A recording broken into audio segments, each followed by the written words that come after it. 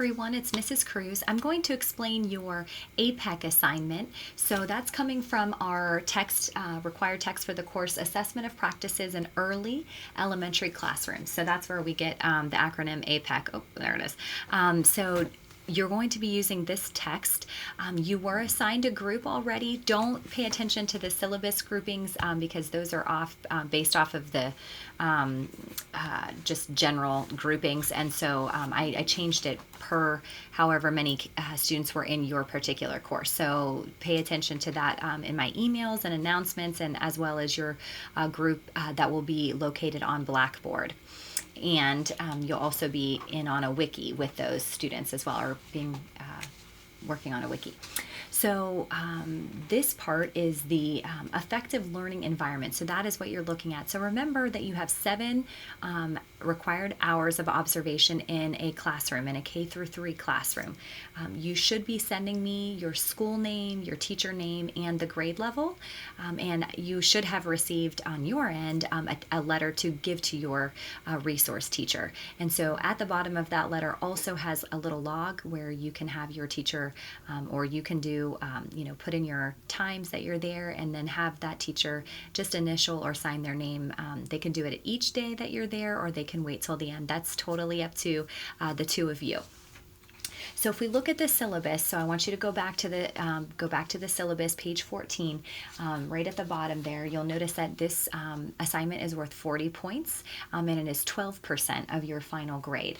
So we're going to skip to number 1. And so what I want you to do before you go out to observations, and I think I've said this before, I want you to read the introduction in this text. Normally when APEC is used, you will look at all of the context, each category within here. So if you went to the very first page in here, it kind of lays it out for you. So it talks about 3 separate categories. So you were broken into 3 different categories for your course. So you might be in the physical environment category, instructional content, text, or the social context. So pay close attention to that. Normally you would be doing the whole thing for one classroom environment, but we're breaking it into parts. So you will want to look at the beginning of this text, look at the introduction, read through it. What do we use it for, right? What those kinds of things. So the introduction's not very long, and it also gives instructions for how to use the rating scales that you're going to be using. So that's on your end, that you'll need to be doing that on your own. So you're also going to want to create an observation sheet. You can take notes, just handwritten notes, and then transfer them to the computer if you're a messy writer. If you're not a messy writer, I'm fine with you just copying or scanning your handwritten notes. That's fine with me. But you want to look through your particular area of focus before you go to your observations. So the last thing we want is a student sitting in the back of the classroom with their computer just typing and not engaging with the students. And per the discretion of your teacher, we'll let you know how much you should be involved with either assisting students or engaging with them. But certainly we want you to be a part of the class, even for 7 hours. So you're going to use that observation sheet and take your notes. And you can, kind of jot a few notes while you're there and then go back home and add to it. Certainly you don't want just a couple of, little pieces of information. The notes that you take should really create a nice visual of that classroom and its focus in that area that you're looking at. So if we go to number 3, we talked about the classroom letter for the teacher. You don't have to worry about that. Number 4 says to visit the classroom at least once for a 2 to 3 hour window of time. Remember, you have 7 and you're working with a teacher's schedule, and that's priority to me.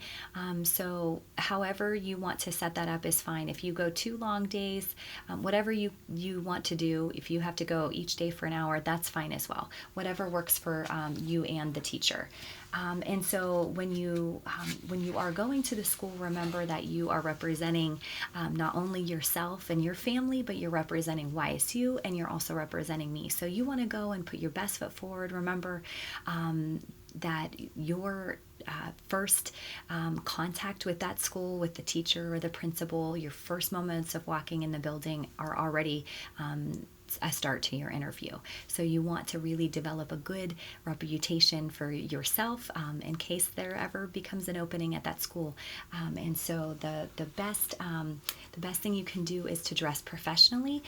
You want to, you don't have to go out and buy a new suit by any means, or a fancy dress, but dress appropriately. Certainly, professional dress looks different than the outfit you're wearing just to school, or the outfit you're wearing to go have lunch with your friends.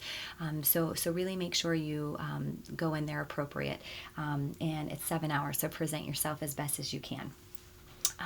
And if you need any help with resources, if you are looking for teacher clothing, please contact me. We have a spot on YSU's campus that can help provide clothing for interviews and things like that. So please reach out to me. All right, and so let's keep moving on. So you're going to want to also view the PowerPoint in the module that's going to kind of go through how to correctly rate that particular context or category. So you'll look through the PowerPoint. You're going to look through this rating scale at your particular section, and then once you come back, you're going to write a 4 to 5 page summary, okay, of your ratings. And so you're going to write a 4 to 5 page summary, and then you're also going to put a concluding paragraph of what you have learned that incorporates some of your ideas that you got through the readings that we've done in our course, whether it's articles or the text, and you're going to want to use correct APA citation in that paper as well.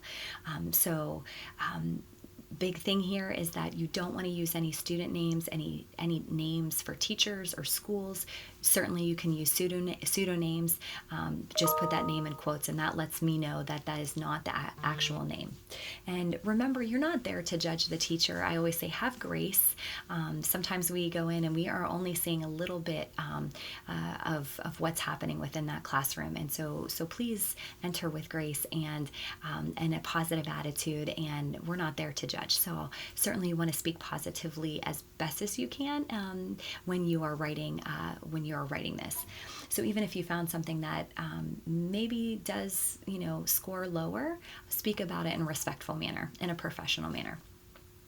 And then finally, the last part of this assignment is that you are going to be posting to the wiki again.